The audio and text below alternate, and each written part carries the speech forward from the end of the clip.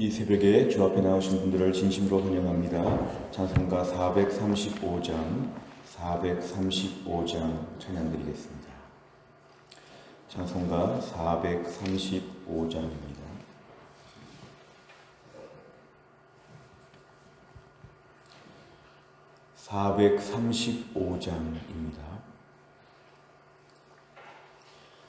나의 영원하신 기여 생명보다 귀하다. 나의 갈 길 다 가도록 나와 동행하소서. 주께로 가까이 주께로 나의 갈 길 다 가도록 나와 동행하소서. 세상 부귀 아니람과 모든 명예 버리고 험한 길을 가는 동안 나와 동행하소서. 주께로 가까이 주께로 가오니 나의 갈 길 다 가도록 나와 동행하소서. 어두운 골짝 지나가며 험한 바다 건너서 천국문에 이르도록 나와 동행하소서. 주께로 가까이 주께로 가오니 나의 갈 길 다 가도록 나와 동행하소서.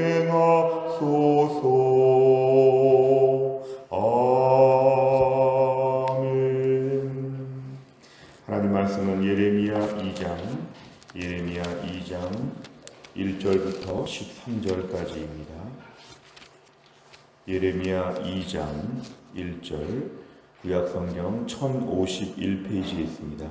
1051페이지, 예레미야 2장 1절부터 13절까지 말씀을 저 한 절씩 교독하시겠습니다. 예레미야 2장 1절부터 13절.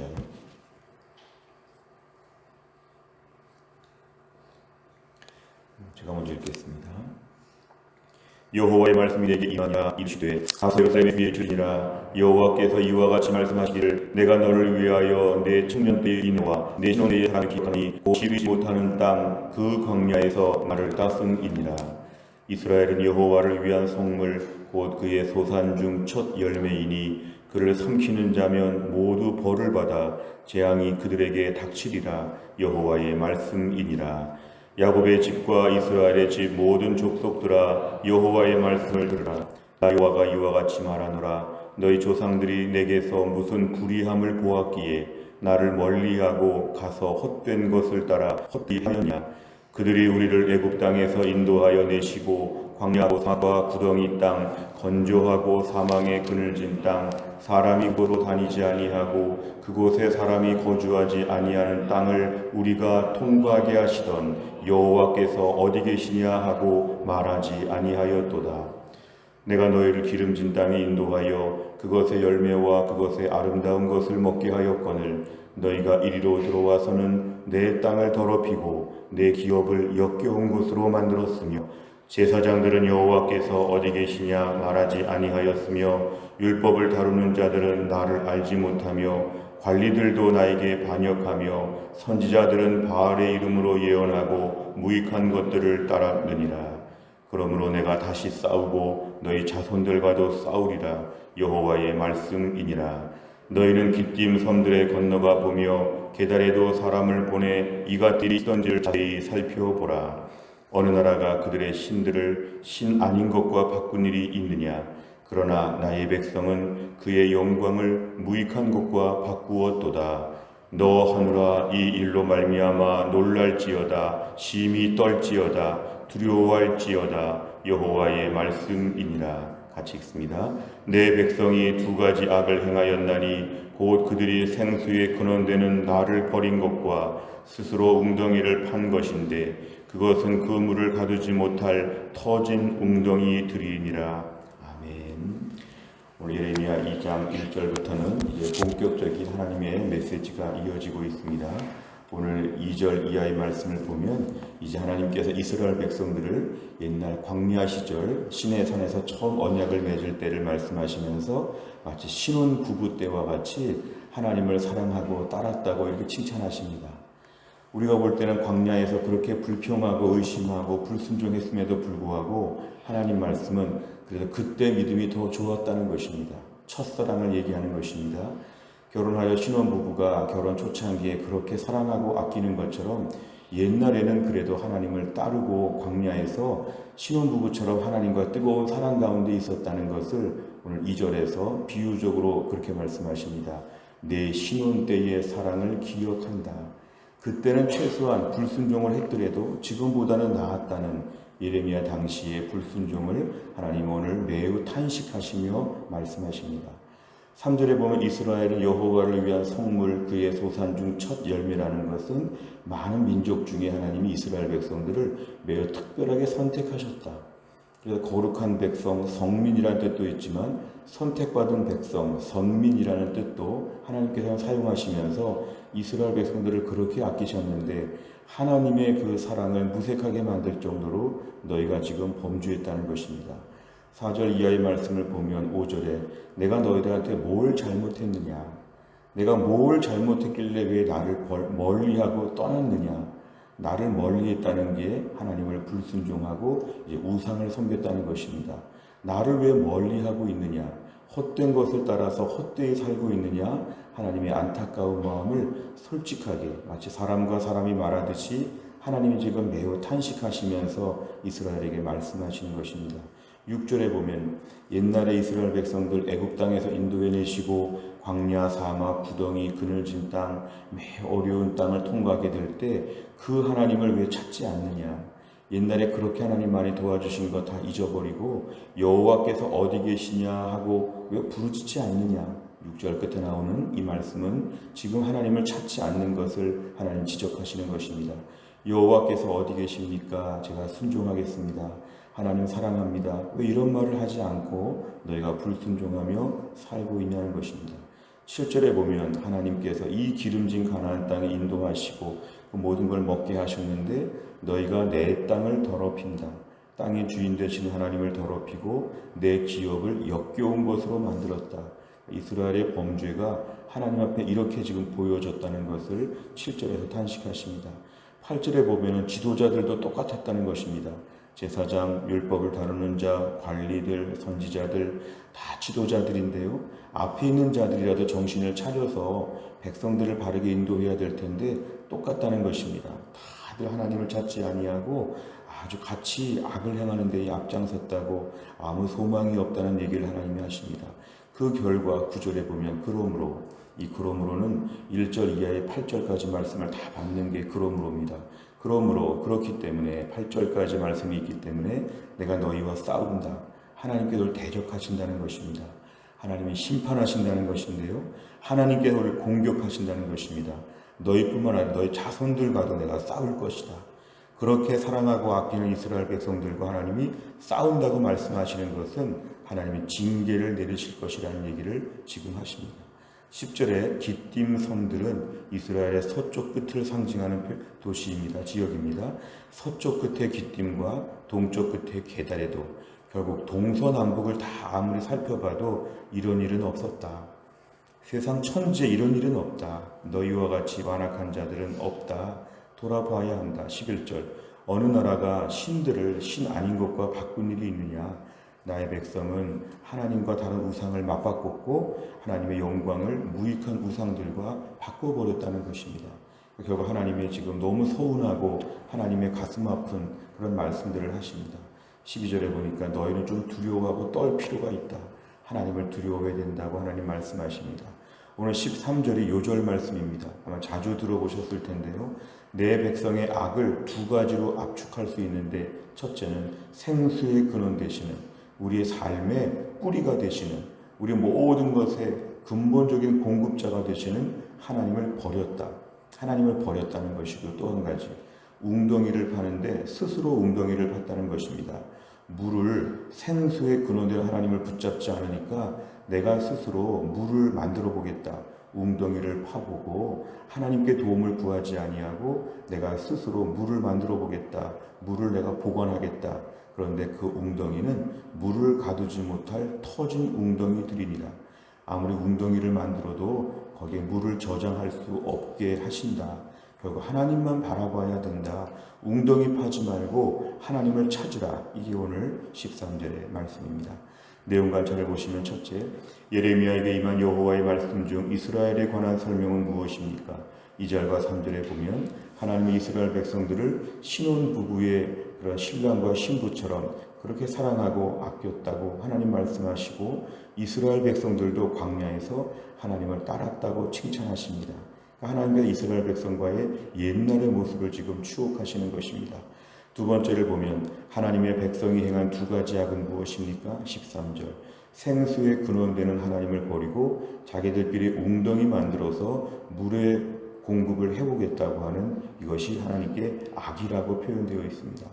열심히 살고 열심히 웅덩이 판 것이 죄라는 것입니다. 왜냐하면 웅덩이를 팔수록 하나님을 안 믿으니까, 웅덩이가 있을수록 하나님 의지하지 않으니까 웅덩이 판 게 성실한 게 아니라 죄가 된다는 것입니다. 세 번째를 보면 택함받은 이스라엘이 악을 행하며 하나님으로부터 멀어진 이유는 무엇입니까? 결국 오늘 2절의 말씀처럼 하나님과의 첫사랑을 다 잊어버렸습니다. 내 신혼 때의 사랑을 다 잊어버렸습니다.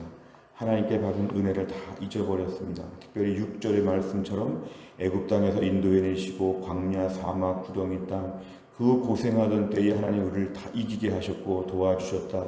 그 하나님을 부르짖지 않게 된 것은 은혜를 다 잊어버렸기 때문에 그렇습니다. 7절에 기름진 땅에 들어왔고 열매와 아름다운 것을 먹었는데 다 잊어버렸습니다. 결국 하나님 앞에서 이들은 은혜를 잊어버리고 첫사랑을 잊어버리게 되니까 이제 하나님과 점점 더 멀어지게 됩니다. 오늘날 우리 제일 중요한 것은 하나님과의 첫사랑을 기억해야 됩니다. 예수를 처음 믿을 때의 그 뜨거운 마음과 과거의 신앙생활 제일 잘했을 때 기억을 다시 한번 돌이켜보아야 합니다. 그때 열정과 은혜가 있는가? 하나님이 그렇게 고마운가? 천국 가는 게 그렇게 기뻤던가? 내가 오늘 하나님의 사랑을 받고 있는 게 그렇게 행복했던가? 그때 그 시절을 기억해야 오늘 중년 이후에 부부가 옛날 첫사랑을 기억하며 더 사랑하고 아끼는 것처럼 하나님을 더 뜨겁게 사랑할 수 있다는 것입니다. 과거에 받은 은혜, 옛날 고생 많이 하지 않았습니까? 가난했고 몸이 아팠고 애들이 힘들었고 여러 가지 어려운 일이 많았을 때 그때 도와주신 하나님을 오늘 다시 한번 기억해야지만 오늘 하나님과 멀어지지 않는다는 것입니다. 은혜를 기억해야 믿음 지킬 수 있다는 것입니다.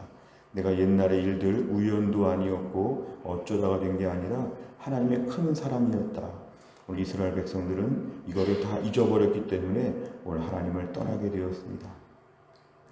네 번째를 보면 첫사랑이신 하나님을 버리고 악을 행해 징계받는 이스라엘을 보며 무엇을 느낍니까? 오늘 우리는 하나님 앞에 첫사랑을 기억하고 있느냐? 하나님이 정말 하나님을 사랑하느냐? 하나님의 은혜에 감격하느냐? 이 부분을 돌아보자는 것입니다. 우리 신앙생활은 옛날의 추억이라고 말하지 아니하고 은혜의 기억을 마음에 꼭 간직해야 됩니다. 그리고 오늘도 하나님께 고마움을 가져야 되고 생생한 믿음이 필요합니다. 오늘 내가 하나님 앞에 첫사랑을 가지고 있느냐? 오늘 억지로 신앙생활하고 억지로 성경 보고 억지로 예배 나오고 억지로 하나님 앞에 직분 감당하고 이런 것은 다 잘못된 것이죠. 첫사랑, 하나님을 너무 사랑하니까 주를 위해서 믿음으로 삽니다.